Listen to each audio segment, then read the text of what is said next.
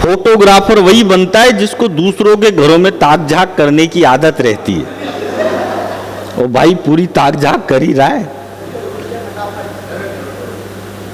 हमारे पड़ोस में एक लड़का है, वो थोड़ा अटक अटक के बोलता है। अब वो एक दिन मेरे पास आ गया, बोला ब ब ब ब ब ब भाई साहब। मैंने कहा क्या हुआ? बोला ब ब ब भाई साहब गजब हो गया। मैंने कहा क्या गजब हो गया?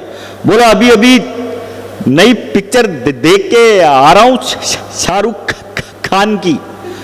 आप बोलो तो आपको ये स्टोरी सुनाऊं?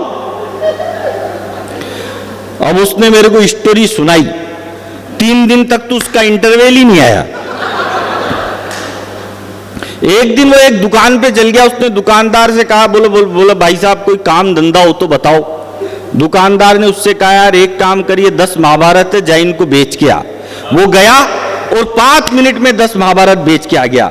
और फिर दुकानदार से बोला भाई साहब ये तो यूं ही बिक गई, थोड़ी ज्यादा दो। दुकानदार ने उसको 20 महाभारत दी। वो फिर आधे घंटे में बेच के आ गया। फिर बोला भाई साहब कम कम क्यों दे रहे हो, थोड़ी ग्रोथ बढ़ाओ। दुकानदार ने उसको 100 महाभारत दी। वो फिर 1 घंटे में बेच के आ गया। फिर बोला भाई साहब कम मत दो, थोड़ी ज्यादा दो। दुकानदार ने उसको 500 महाभारत दी। वो फिर 2 घंटे में बेच के आ गया। तो दुकानदार का दिमाग खराब हो गया। बोले 500 महाभारत बेचने में आदमी को पूरी जिंदगी लग जाती है, तू जाता है घंटे 2 घंटे में कैसे बेच के आता है? तो बोला भाई साहब इसमें करना क्या है? घर घर जाता हूं, दरवाजा खटखटाता हूं और कहता हूं कि खरीद रहे हो कि पढ़ के सुनाऊं।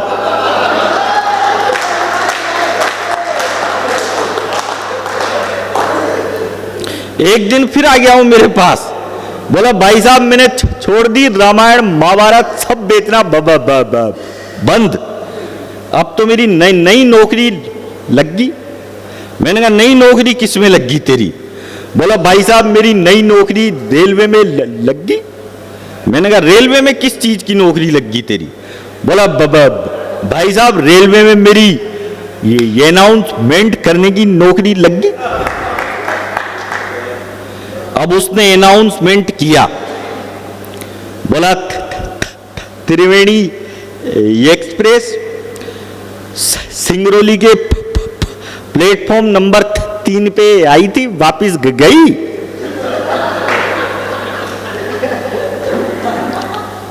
थोड़ी देर बाद उसने अपने 20 दोस्तों के साथ एक ऑफिस खोला 20वीं मंजिल पे। उसमें लिफ्ट नहीं थी। अब पहले ही दिन इनॉग्रेशन करने के लिए जाना। जैसे ही उनने गाड़ी पार्क करी तो बोला ऊपर बाद में चढ़ना, पहले मेरी बात सुनो। अरे बोला तू बहुत देर लगाएगा बोलने में, पहले ऊपर चढ़ना है 20 फ्लोर। 2 फ्लोर चढ़ गए इतने में। फिर बोला बात तो सुनो। अरे बोला बाद में बोलना। फिर 10 फ्लोर चढ़ गए। फिर बोला अरे सुन तो लो। अरे बोला बाद में बोलना। फिर 20 फ्लोर चढ़ गए तो सबने आपते आपते पूछा उससे, बोला भाई अब बता तू क्या बोल रहा था? बोला मैं तो ये बोल रहा था कि ऑफिस के ताले की चाबी तो नीचे कार में ही रह गई।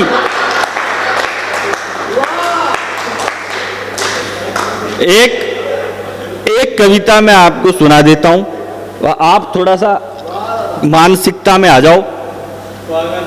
कि वो पृथ्वी में गगन में वो है आग में समीर में, वो पृथ्वी में गगन में वो है आग में समीर में, गंगा की लहर लहर में वही है नीर नीर में, कृपाण में पिनाक में त्रिशूल में तुणीर में, वो छंद में रुबाई में वो सूर में कबीर में, और सजा लिया है पुष्प मैंने आरती के थाल का, मैं भक्त महाकाल का, मैं भक्त महाकाल का। वो पृथ्वी में गगन में वो है आग में समीर में, गंगा की लहर लहर में वही है नीर नीर में, कृपाण में पिनाक में त्रिशूल में तुणीर में, वो छंद में रुबाई में वो सूर में कबीर में, वो सीप में वो शंख में वो फूल में वो शूल में, मयंक की आभा वही वही धरा की धूल में, निर्माण में निर्वाण में खुशी में और आह में, वो धमनियों की धार में वो रक्त के प्रवाह में, ब्रह्मांड में पुलकित रहा आलोक जिसके नाम का, मैं भक्त श्री राम का, मैं भक्त श्री राम का। और ब्रह्मांड भी थर्रा उठा कोदंड के प्रहार से, ब्रह्मांड भी थर्रा उठा कोदंड के प्रहार से, सागर भी सूखने लगा जिसकी भुजा के वार से। दहाड़ सुन पहाड़ रास्ता टटोलने लगे, दहाड़ सुन पहाड़ रास्ता टटोलने लगे। मेरे प्रभु ने छुआ तो पाषाण बोलने लगे। हवाओं में फिजाओं में गवाक्ष पर कपाट पर, हवाओं में फिजाओं में गवाक्ष पर कपाट पर, लिखेंगे नाम गर्व से आकाश के ललाट पर। और दशो दिशा गुंजित रहा पुरुषार्थ जिसके नाम का, और अवधपुरी में बन चुका है भव्य धाम राम का। दशो दिशा गुंजित रहा। मैं अंतिम 8 पंक्तियां आपको सुनाता हूं और मैं हिंदुस्तान की सेना के सम्मान में कुछ कहना चाहता हूं।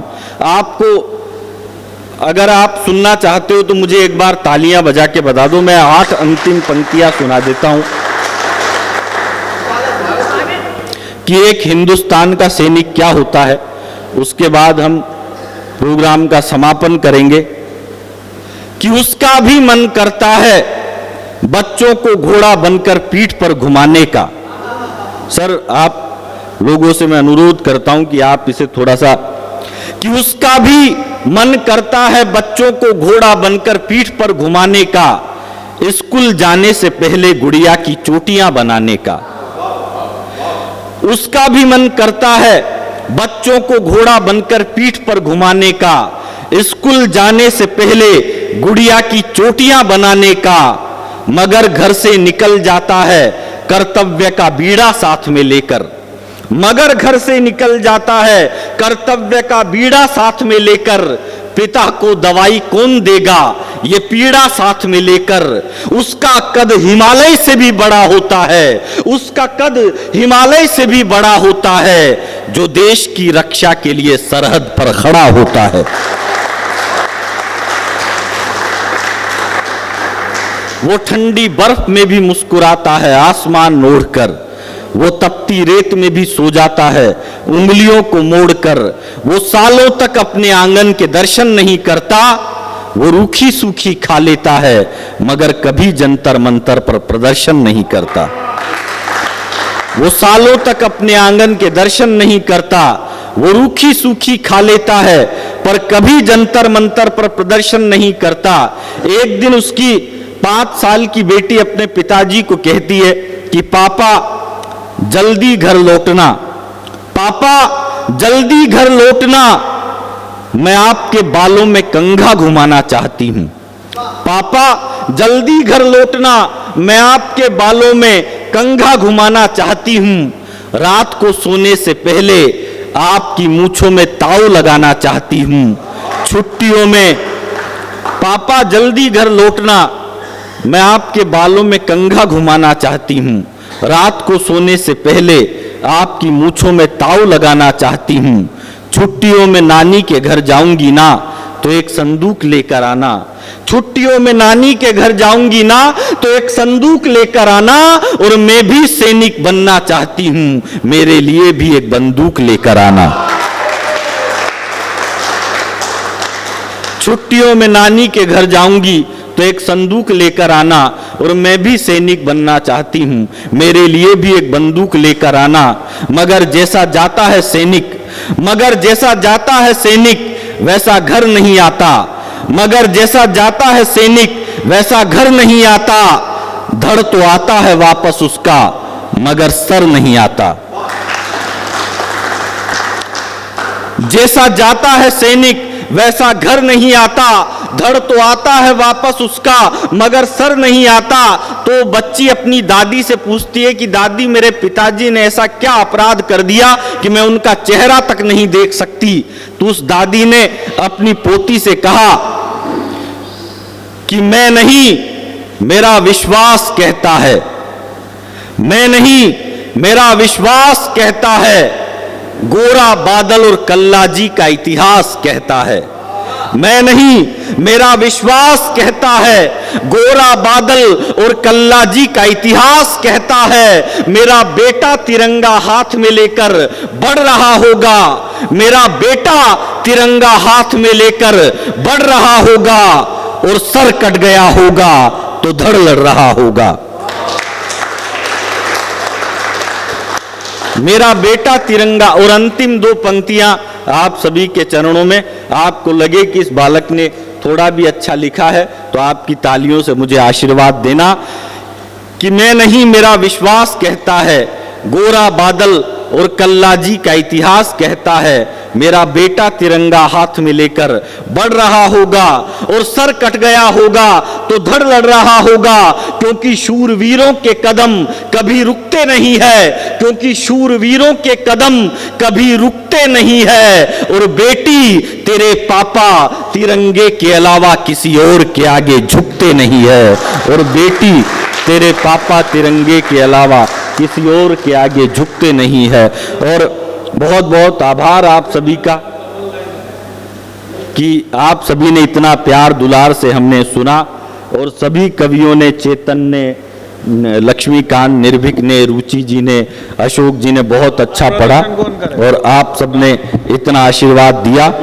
मैं इतना ही कहता हूं कि सितारों को आंखों में महफूज रख लो, बड़ी दूर तक रात ही रात होगी, मुसाफिर हैं हम भी, मुसाफिर हो तुम भी, फिर किसी मोड़ पर मुलाकात होगी।